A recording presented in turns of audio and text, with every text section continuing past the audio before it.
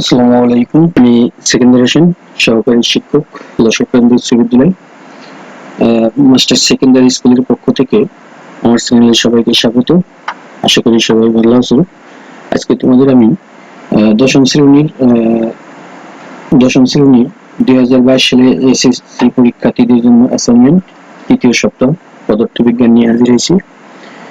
অ্যাসাইনমেন্টে ক নম্বর প্রশ্নতে যেটা দেখো, সময় দূরত্ব লেখ থেকে যে কোনো সময় বেগ ত্বরতর নির্ণয় করো, উপরের উপাত্ত ব্যবহার করো। ক নম্বর প্রশ্ন বলছে লেখো কাগজে সময় দূরত্ব। ঠিক আছে, লেখো কাগজে সময় দূরত্ব, লেখো অঙ্কন পূর্ব বিভিন্ন অবস্থানের জন্য বেগ নির্ণয় করো। খ ক এর লেখো হতে প্রাপ্ত বেগের বিভিন্ন মানগুলো ব্যবহার করে সময় বেগ লেখো অঙ্কন করো। লেখের বিভিন্ন বিন্দুতে ঢাল নির্ণয় করে এত দূর সংক্রান্ত মতবাদ ব্যাখ্যা করো। গ নম্বর বলছে খ হতে প্রাপ্ত ত্বরণের মানগুলো ব্যবহার করে লেখো অঙ্কন করো। ক খ প্রাপ্ত লেখো তিনটি একই রকম কিনা ব্যাখ্যা যাচাই করো। সমাধান এই জায়গায় তোমরা গ্রাফটা দিয়ে দিছি। ঠিক আছে, সব কাগজে সময় দূরত্ব প্রথমে সময় 0, 1, 2.5, 3, 4.5, 5, 6, 7.5। দূরত্ব m 0, 1, 6.25, 9, 20.25, 25, 36, 56.25। সব কাগজে x অক্ষ বরাবর প্রতি ঘরকে এক একক ধরে এবং সময় s এবং y অক্ষ বরাবর প্রতি ঘরকে এক একক ধরে দূরত্ব লেখো অঙ্কন করা হলো। বিভিন্ন অবস্থানের জন্য বেগ নির্ণয়। ঠিক আছে, 0 অবস্থানে বেগ v1 s/t, বেগ ওই জায়গা s এর মান 0, t এর মান 0। ঠিক আছে, তাহলে এভারেজ 0। এই অবস্থানের জন্য বেগ s/t, s এর মান 1, t এর মান 1 সমান হলো 1। ঠিক আছে, 1 এর জন্য কত পাইছি 1, আর 2.5 এর জন্য কত পাইছি আমরা 2.5 এর জন্য 25 আমরা যদি x অক্ষ বরাবর সময় আর y অক্ষ বরাবর দূরত্ব নেই তাহলে 2.5 এর জন্য পাইছি আমরা 6.25। আর 3 এর জন্য পাইছি কত 9। 4.5 এর জন্য পাইছি আমরা 20.25। 6 এর জন্য পাইছি 25। 7.5 এর জন্য আমরা পাইছি কত 36। এটা আমরা রাখছি, তোমরা সবাই এভাবে আইকে নিবা।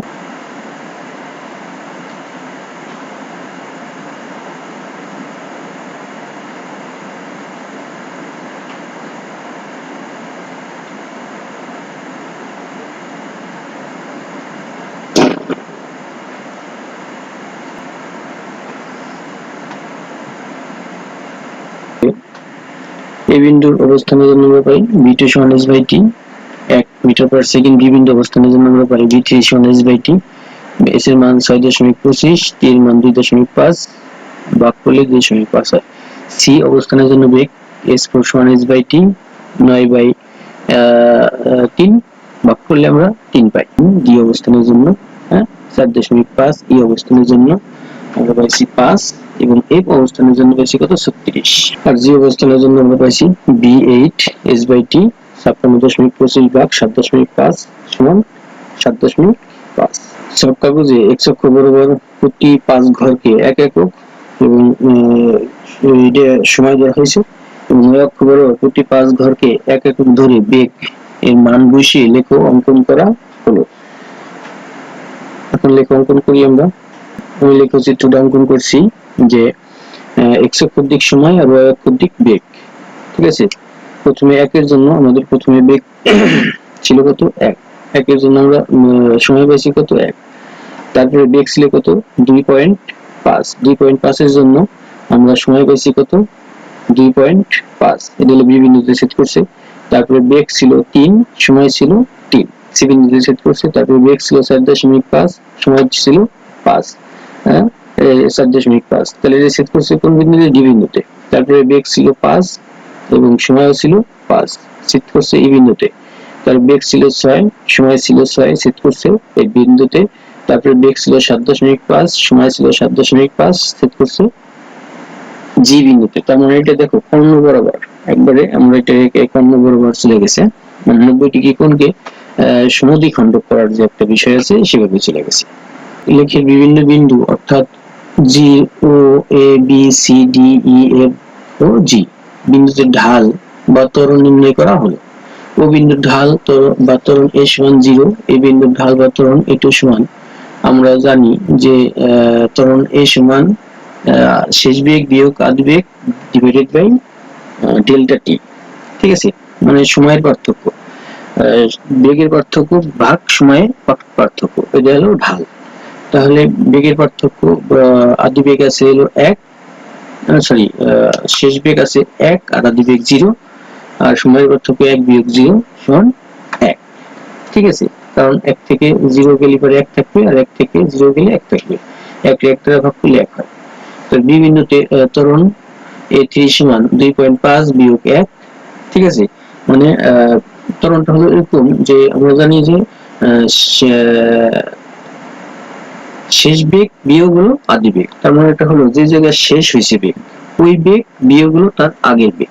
ঠিক আছে, তাই শেষ বেগ আছে আমাদের বিন্দু শেষ হয়েছে কোথায় 2.5 এ যায়, 2.5 আর এর সাথে আর আদি বেগ তার আগের কার বেগ ছিল কত 1, এই কারণে 2.5 বিয়োগ 1, 2.5 বিয়োগ 1 ক্যালকুলেশন করলে আমাদের 1 হয়। এরপরে সি বিন্দুতে বেগ ছিল কত 3। ঠিক আছে, আর তার আগের বিন্দুতে বেগ ছিল কত 2.5, এখানে 3 বিয়োগ 2.5, 3 বিয়োগ 2.5 ক্যালকুলেশন করলে 1। ঠিক আছে, ডি বিন্দুতে ডি বিন্দু, ই বিন্দু, তারপরে এফ বিন্দু, জি বিন্দু হিসাব করলে সব জায়গাতেই আমাদের দেখো ত্বরণ আছে কত, ত্বরণ বা ঢাল 1। আর ঢাল যদি 1 হয় তাহলে এটা আমি আগে বলছি যেটা কর্ণ বরাবর যে 90 ডিগ্রি কোণকে সমদ্বিখণ্ডক করা। ঠিক আছে, এই কর্ণ বরাবর প্রাপ্ত লেখচিত্র হতে লেখা যায় 1 সেকেন্ড পরেই সুষম ত্বরণ এখানে নির্দেশ করে, আর এই জন্য প্রাপ্ত ঢালের মান সর্বদাই 1। হ্যাঁ, এই সরলরেখা কোন অংশের ঢাল নির্ণয় করলে এর মান 1 মিটার পার সেকেন্ড পাওয়া যাবে। ঠিক আছে, এটা হলো তোমাদের খর উত্তর। এখনকার উত্তর 2 নম্বর প্রশ্ন বলছে খ হতে প্রাপ্ত ত্বরণের মানগুলোকে ব্যবহার করে লেখ অঙ্কন করো, ক, খ, গ তিনটি রকম কিনা তা ব্যাখ্যা করো। 2 নম্বর প্রশ্ন উত্তর খ হতে প্রাপ্ত ত্বরণের মান, তার মানে আমরা ক্ষতে ত্বরণ সবগুলো ছিল 1 এবং সময় ছিল 0, 1, 2.5, 3, 4.5, 5, 6, 7.5। সব কাগজে x অক্ষ বরাবর প্রতি 5 ঘরকে আমরা 1 একক ধরছি, যেটা নাকি x অক্ষ বরাবর সময় দিব, আর y অক্ষ বরাবর আমরা ত্বরণ নিব, আর ত্বরণের প্রতি 5 ঘরকে 1 ধরছি। ত্বরণ যেদিকে নিব সেদিকে y অক্ষ বরাবর ত্বরণ। ঠিক আছে, এখন যদি অঙ্কন করি, দেখো ত্বরণ তো সবসময় 1। ঠিক আছে, তার মানে আমাদের x অক্ষ বরাবর সময় নিছি আর y অক্ষ বরাবর ত্বরণ নিছি, যখন কি সময় নিছি, সময় 1 এর জন্য ত্বরণ 1, সময় 2.5 এর জন্য ত্বরণ কত 1, সময় 3 এর জন্য ত্বরণ 1, সময় 4.5 এর জন্য ত্বরণ 1, সময় 5 এর জন্য ত্বরণ 1, সময় 6 এর জন্য ত্বরণ 1, সময় 7.5 এর জন্য ত্বরণ 1। তার মানে কি, এটা দেখো এ থেকে বি পর্যন্ত আমরা এটা লিখে দিই তাহলে এটা কি হয়, সরলরেখা হয়। আমরা এই সলিউশনগুলো আমি আগে থেকে করে রাখছি। এ থেকে বি পর্যন্ত দিলে এটা কি হয়, একটা সরলরেখা হয়। তার মানে এটা সমত্বরণে যেতেছে, এটা সমত্বরণে সবসময় একই ত্বরণ। ক হতে প্রাপ্ত লেখচিত্র এবং খ ও গ হতে প্রাপ্ত লেখচিত্র তিনটি একই রকম নয়। ক এর লেখচিত্র সরলরেখা নয়, অর্থাৎ বস্তুটির অসম বেগ নির্দেশ করে। দ্বিতীয় চিত্রটি সরলরেখা অর্থাৎ সুষম ত্বরণ নির্দেশ করে।